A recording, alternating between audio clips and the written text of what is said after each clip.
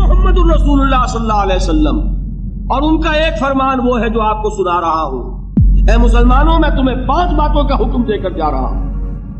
एक रिवायत में इजाफी अल्फाज है अल्लाह अमरनी बिहिन्ना, और ये ना समझना मैं अपनी तरफ से कह रहा हूं, अल्लाह ने मुझे उनका हुक्म दिया है। वो 5 बातें क्या है?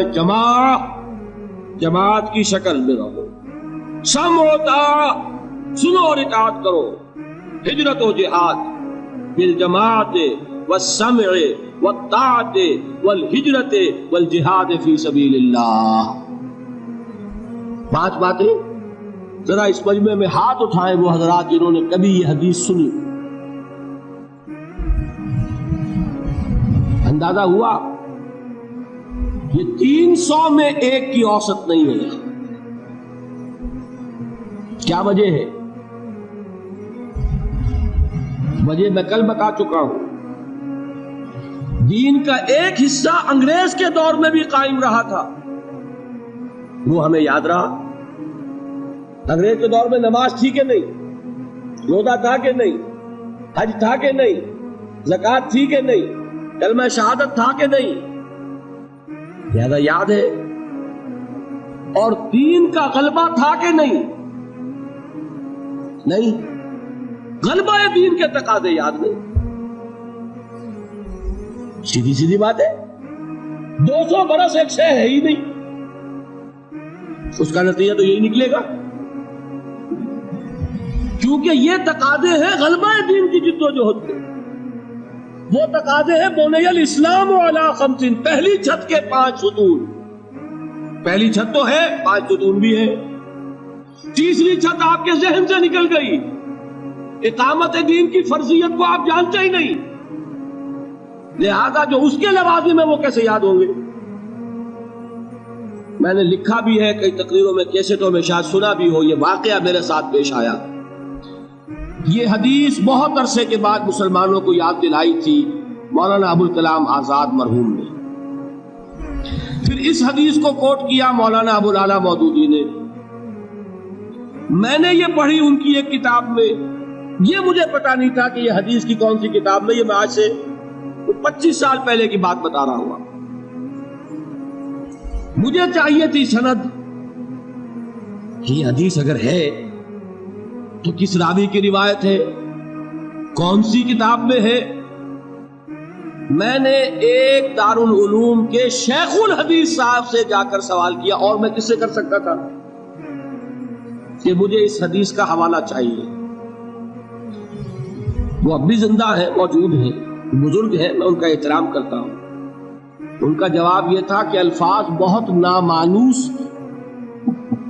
यानी कुछ ज़हन में है नहीं, नामानूस से अल्फाज हैं। उसके बाद जब मुझे पता चला ये मिशकात की रिवायत है, मुस्नद अहमद इब्ने हंबल और जामे तिर्मिज़ी के हवाले से मिशकात में, मिशकात तो पहली किताब है जो पढ़ाई जाती है हदीस की।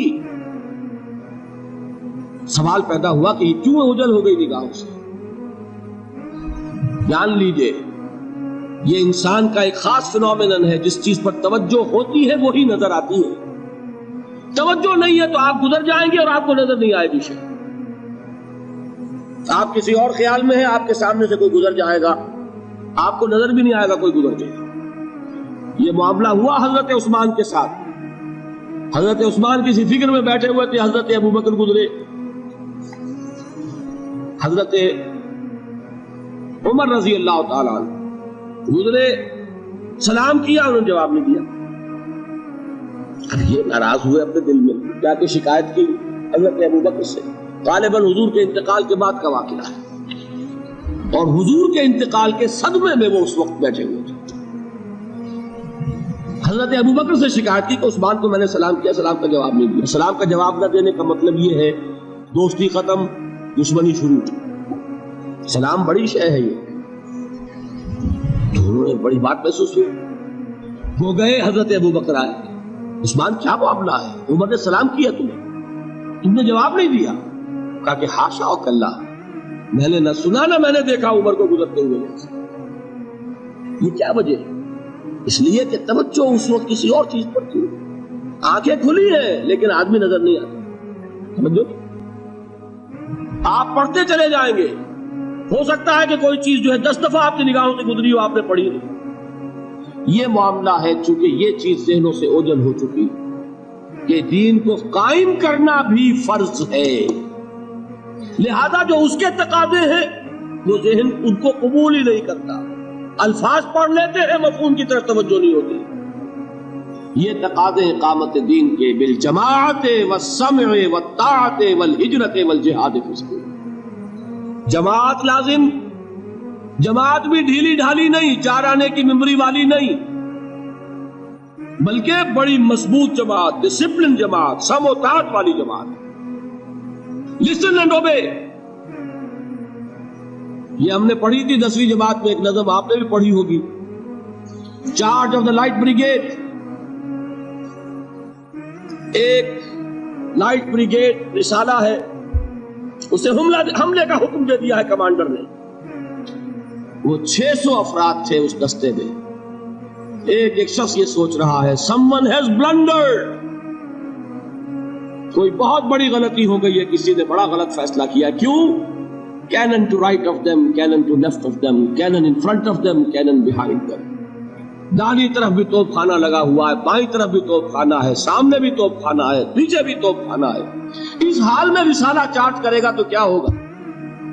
خاتمہ۔ یہ سب کچھ نظر آ رہا ہے، someone has blundered، لیکن there's not to reason why، there's but to do and die۔ فوج میں یہ ہے ہی نہیں کہ آپ کوسچن کر سکے کہ یہ حکم کیوں دیا گیا۔ You have to obey، do and die۔ جب تک ایسی جماعت نہ ہو انقلاب نہیں ہے۔ محمد الرسول اللہ نے کسی چیز کو بھی مجمل نہیں رکھا، بالجماعت والسمع والطاعت۔ جماعت، اور جماعت بھی کیسی؟ سم و طاعت والی جماعت، لسن اینڈ اوبے۔ اور یہ جماعت کیا کرے گی؟ 2 کام، ہجرت اور جہاد۔ ہجرت کیا ہے؟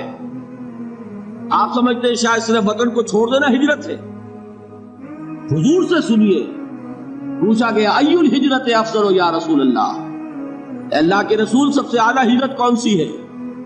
کیا جواب دیا؟ ان تہجر ما کرہ ربک، کہ ہر اس چیز کو چھوڑ دو جو تمہارے رب کو پسند نہیں ہے۔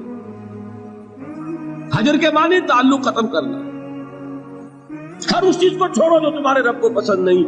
ہاں، اس کی نیت رکھو کہ اللہ کرے کہ وہ وقت آئے کہ خالص دین کے غلبے کی جد و جہد میں گھر بار، اہل و عیال، مال و متال اور اپنے وطن کو چھوڑ کر نکلنا پڑے۔ یہ ہجرت سب سے اونچی ہجرت ہو جائے۔ شروع کہاں سے ہوئی؟ رشوت لے رہے تھے، آج فیصلہ کیا نہیں لوں گا، ہجرت شروع ہو گئی۔ کوئی شخص شراب پیتا تھا، آج طے کر لے کہ اب نہیں، ہجرت شروع ہو گئی۔ جو اللہ کو پسند نہیں اس سے ترک تعلق۔ اور چوٹی کیا ہے؟ گھر بار، وطن، اہل و عیال، مال و منال سب کو چھوڑ کر نکل جانا، جیسے نکلے محمد کے دیوانے صلی اللہ علیہ وسلم۔ کیا ٹرکوں میں گھر بار کا سامان لے کر گئے تھے؟ اہل و عیال کو لے کر گئے تھے؟ تنہا تنہا، کس لیے؟ صرف اللہ کے دین کے غلبے کے۔ جہاد کیا ہے وہ میں بیان کر چکا۔ افضل الجہاد کیا ہے؟